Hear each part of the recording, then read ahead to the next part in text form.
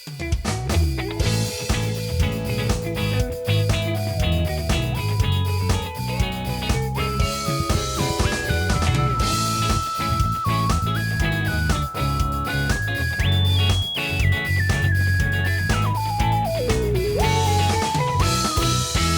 迎收听9月26号的迦南之声，我是世界牧师平安。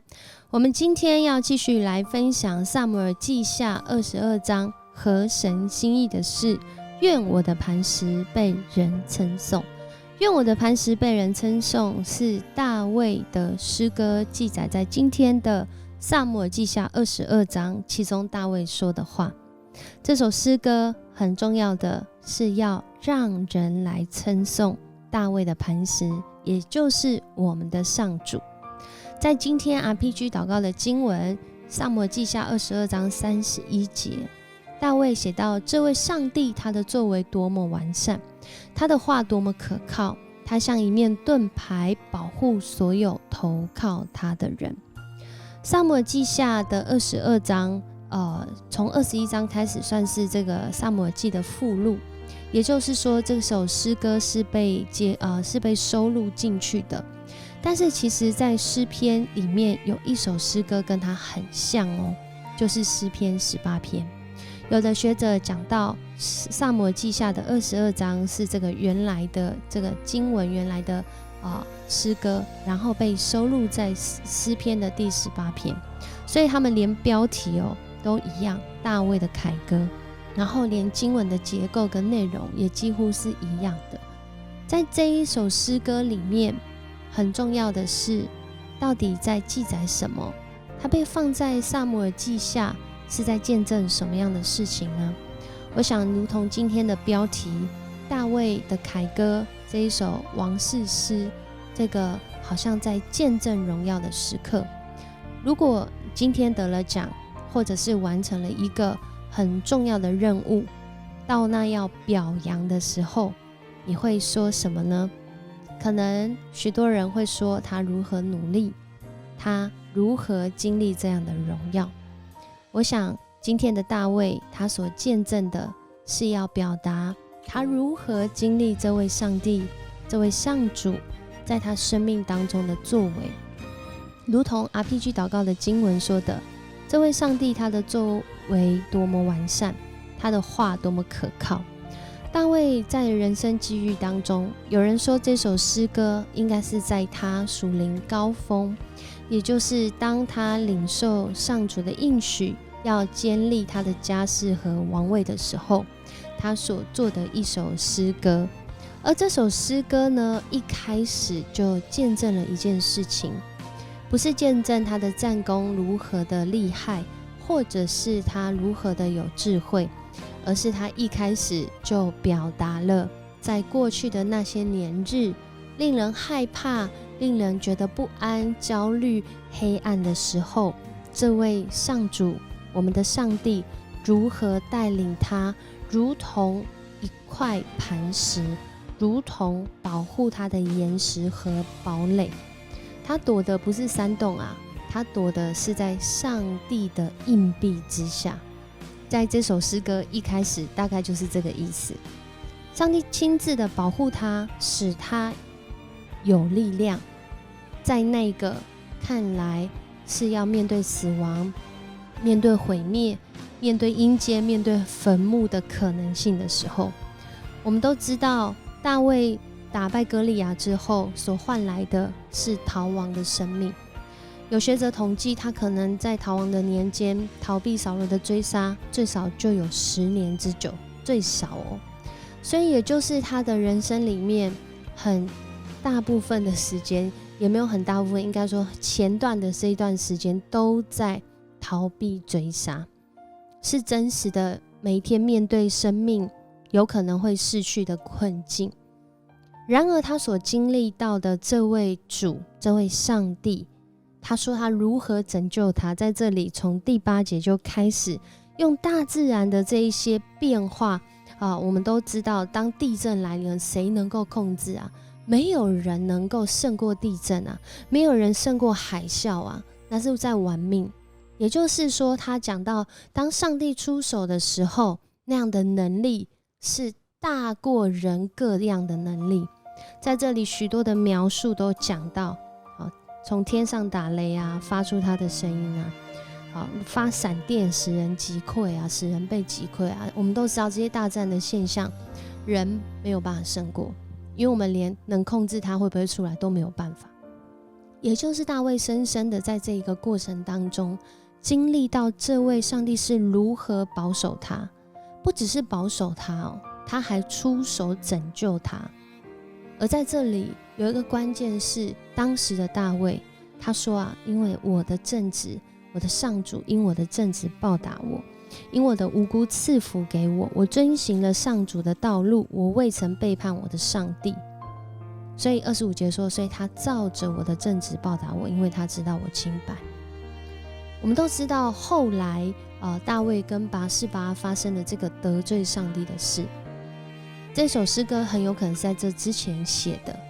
然而当我们读到这里的时候，我们真的看见一件事情，人在那属灵高峰当中，我们会做诗歌颂赞上帝。然而它被记录在撒母耳记下的几乎要结束的地方。其实我们在这时候来读的时候，其实心里可能五味杂陈，有复杂的情绪或感慨的思想。然而在这里面更重要的是，人可能会有很多的变化，然而大卫所见证的这位主仍然以信实待信实的人。其实大卫自己写的完善待完善的人，纯洁的以纯洁待他，邪恶的你敌视他，拯救卑微的人，敌视并贬低高傲的人。讲到主是我们的明灯，驱逐黑暗，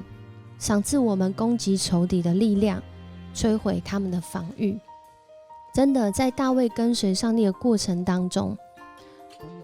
他如何经历到这位主的拯救，这位主如今也仍然在拯救。神不会以无罪的当作有罪，但是当然有罪的也不会当作无罪。甚至在这个被追杀，大卫被追杀的过程中，他也透过这段时间被上帝训练起来，从那原本只是逃避攻击的，变成有能力回来打仗的。所以到后段36节一直到后面都有讲到，上主赐给大卫得救的盾牌，甚至有追赶敌人、消灭敌人、打仗的力量。在这里，我们的主很多时候